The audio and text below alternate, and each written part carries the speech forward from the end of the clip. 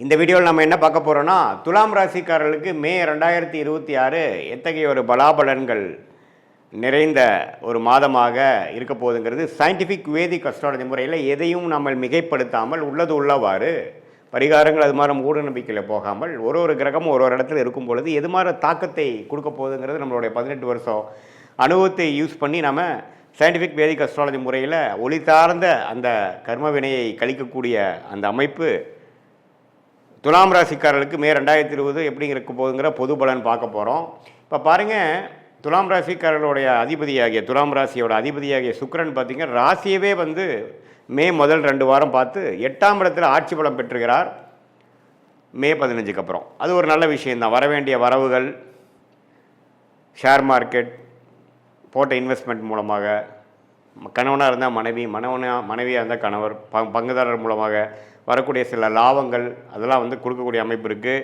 துலாம் ராசிக்காரர்கள் கொஞ்சம் நல்ல லாபங்கள் வரக்கூடிய அமைப்புகள், பிரச்சனை இல்லாத அமைப்புகளாக இருக்குது. இதுவரை செவ்வாய் 6ஆம் இடத்துலேருந்து சில பிரச்சனைகள், உடல் உபாதைகள், சனியோடு சேர்ந்து பிரச்சனை கொடுத்துட்டு இருந்த செவ்வாய் 7ஆம் இடத்துக்கு வருகிறார். ஸோ அதனால் கொஞ்சம் உடல் உபாதைகளால் பாதிக்கப்பட்ட சீனியர் சிட்டிசன் துலாம் ராசிக்காரர்களுக்கெல்லாம் கொஞ்சம் நிவர்த்தி வரக்கூடிய, உடல் ரீதியான சில தொந்தரவுகளிலிருந்து மீண்டு வரக்கூடிய அமைப்பு கண்டிப்பாக துலாம் ராசிக்காரர்களுக்கு இருக்குது. அது நம்ம தெரிஞ்சுக்கணும். அடுத்தபடியாக பார்த்திங்கன்னா புதன் 7ஆம் இடத்துலேருந்து ராசியை பார்த்துட்டு இருந்த புதன் இப்போது 8ஆம் இடத்துல போய் சுக்கிரனோட வீட்டில் சுக்கிரனோட சேருவது அருமை. ஸோ எகெயின் சில வெளிநாடு பிரயாணங்கள், தொழிலில் வரக்கூடிய லாபங்கள், பங்குதாரர் மூலமாக வரக்கூடிய லாபங்கள், ஷேர் மார்க்கெட்டில் உள்ள லாபங்கள், அதெல்லாம் கொஞ்சம் நல்ல விஷயங்கள் இருக்குது. அதே சமயத்தில் கல்யாண விஷயங்கள், வண்டி வாகனம், சுப விஷயங்கள் எல்லாமே நடக்கக்கூடிய அமைப்பு கட்டாயம் துலாம் ராசிக்காரர்களுக்கு இருக்குது. ஸோ சூரியனும் பார்த்திங்கன்னா 7ஆம் இடத்துல உச்சம் பெற்று ராசியை 7ஆம் இடத்துல இருந்தது பார்த்திங்கன்னா 8ஆம் இடத்துல மாறுறார். ஸோ அதுவும் ஒரு அருமையான அமைப்பு. ஸோ இது மூலமாக என்ன தெரியுதுன்னா, இடமாற்றங்கள் உண்டு, சுப முதலீடுகள் உண்டு, வரவுகள் உண்டு, சில நிதி நிலைமைகள், பணம் போக்குவரத்து, வரவேண்டிய பணம் நமக்கு வரக்கூடிய அமைப்பு அதெல்லாமே கொஞ்சம் நன்றாக இருக்குதுன்னு சொல்லலாம். மீடியா துறையில் இருக்கிறவங்க, கலைத்துறையில் இருக்கிறவங்களுக்குலாம் நல்ல ரெகக்னிஷன் கிடைக்கும். குரு 9ஆம் இடத்துலேயே பாகிஸ்தானத்தில் இருக்கிறார், சனி 6ஆம் இடத்துல இருக்கிறார், ராகு 5ல் இருக்கார், கேது 11ஆம் இருக்கிறார். ஸோ இதில் எல்லாமே பார்த்தீங்கன்னா இப்போ எப்படி ஒரு மாதிரி அமைப்பு இருக்குன்னா, துலாம் ராசிக்காரர்களுக்கு 2026 மே மாதம் ஓரளவுக்கு இதுவரை சில விஷயங்கள் எதிர்பார்த்து நடக்காமல் இருக்கக்கூடிய விஷயங்கள்லாம் துலாம் ராசிக்காரர்களுக்கு கொஞ்சம் மெல்ல நாம் நினச்சது ஒன்று வேறு மாதிரி நடந்துருச்சு, ஆனால் இருந்தாலும் பரவாயில்லைங்கிற மாதிரி சில பெனிஃபிட்ஸ் உண்டு. தங்கம், சில பேர்லாம் பார்த்திங்கன்னா தங்கம் வாங்குகிற இல்லத்தரசிகள்லாம் தங்கம் கொஞ்சம் வாங்குறது, நகை கொஞ்சம் பண்ணிக்கிறது, ஷேர் மார்க்கெட் மூலமாக கொஞ்சம் ரிட்டர்ன்ஸ் எடுக்கிறது, கொஞ்சம் ஒரு சொத்தை கொடுத்து நல்ல லாபம் பெறுவது,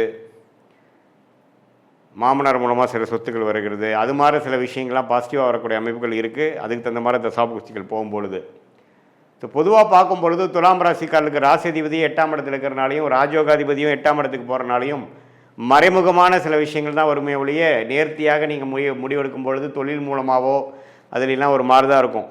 ஆனால் செகண்ட் இன்கம் கொஞ்சம் ஜென்ரேட் ஆகும். கமிஷன்ஸ், புரோக்கரேஜ், அது மாதிரி சில விஷயங்கள்லாம் நல்லா வரும்.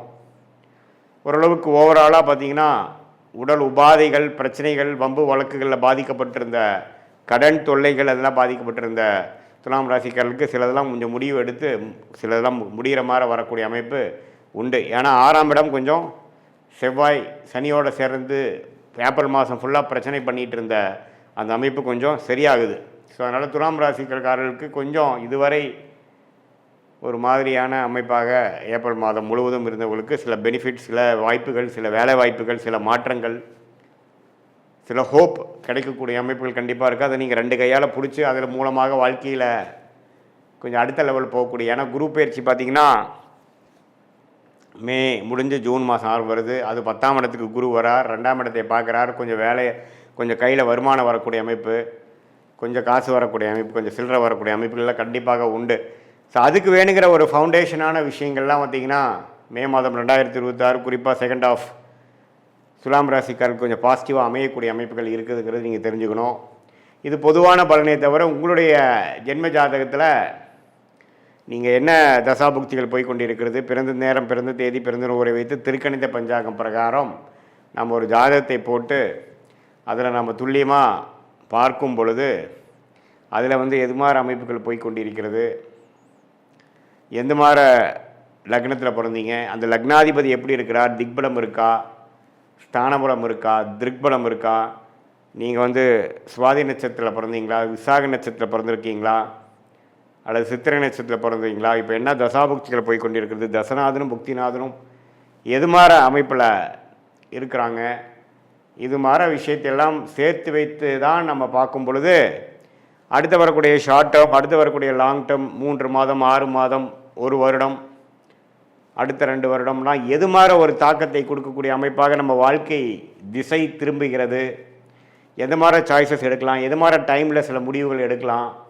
எந்த நேரம் எப்படி நம்ம காட்டுது, டிரான்சிஷன் பீரியட் எப்படி இருக்குது, நமக்கு வெளிநாடா உள்நாடா, அரசு உத்தியோகமா, வேலை, கார்ப்பரேட் ப்ரைவேட் செக்டாரா, தொழிலா, எது மாதிரி படிப்பு படிக்கலாம் நம்மளுடைய குழந்தைகள், எது மாதிரி விஷயங்கள் வந்து நமக்கு திருமண விஷயங்கள் எப்போ காட்டுது, எப்போ சுப விஷயங்கள் நடக்குது, திருமணத்தை எதிர்பார்க்குறவங்களுக்கு எந்த மாதிரி டைமில் அமைப்பு வருது, நமக்கு லேட் மேரேஜா ஏர்லி மேரேஜா, குழந்தை பேர் எதிர்பார்க்குறவங்களுக்கு எப்போ எப்படி வருது, எப்போ நம்ம ட்ரீட்மெண்ட்டு போகலாம், ட்ரீட்மெண்ட் தேவைப்படுதா, அதே மாதிரி எப்போ கடன் அடையும், எப்போ பிரச்சனையிலேருந்து மீண்டு வருவோம், எப்போ வந்து நம்ம வீடு வண்டி வாகனம் வாங்குவோம், வாழ்க்கையில் தேவையான ஒரு அத்தியாவசிய விஷயங்களுக்கும் இந்திய வேத ஜோதிடத்திலான அடிப்படையான அறிவியல் சார்ந்த ஒரு சாஸ்திரமாகிய சயின்டிஃபிக் வேதிக் அஸ்ட்ராலஜி முறையில் துல்லியமாக பலன்கள் எடுத்து அடுத்தடுத்து வரக்கூடிய காலகட்டங்களை பிரித்து பார்த்து நம்மளுடைய கர்மா என்ன சொல்லுது,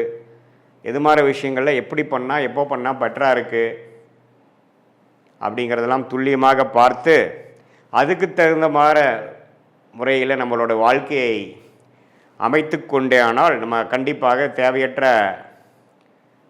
பொருள் விரயங்கள், தேவையற்ற சமய விரயங்களை தவிர்த்து எதிர்நீச்சல் போடாமல் வாழ்க்கையில் எளிதில் நம்மளால் வெற்றி பெற முடியும். அது மூலமாக நல்ல பலாபலன்களை நம்மளால் ஃபேஸ் பண்ணி தேவையற்ற மன கசப்புகள், விரக்திகள், தோல்விகளை தவிர்த்து அந்தந்த நேரத்தில் அந்தந்த விஷயங்கள் பொறுமையாக செய்து வாழ்க்கையில் எளிதில் நம்மளால் நம்மளுடைய கர்மாவின் பிராப்தங்கள் என்ன, தோஷங்கள் என்ன, யோகமான பிளானட்ஸ் என்னவாக இருக்குது, எந்த நேரம் வரைக்கும் நம்ம காத்து கொண்டு இருக்கணும், எப்போ நம்ம வேகமாக போகணும் அப்படிங்கிறதெல்லாம் சயின்டிஃபிக் வேதிக் அஸ்ட்ராலஜி முறையில் அந்த ஒளி தத்துவம், எது மாதிரி ஒளி கொடுக்கக்கூடிய கிரகமாகிய குரு, சுக்கிரன், பௌர்ணமி, சந்திரன் இதெல்லாம் நம்மளோட ஜாதகத்தில் எந்த நேரத்தில் வந்து செயல்படுகிறது, எப்போ வரைக்கும் காத்திருந்து நம்ம செயல்படலாம் அப்படிங்கிறதை தெரிந்து நம்ம செயல்படும் பொழுது வாழ்க்கையில் எளிதில் வெற்றி பெற முடியும் என்று சொல்ல விரும்புகிறேன்.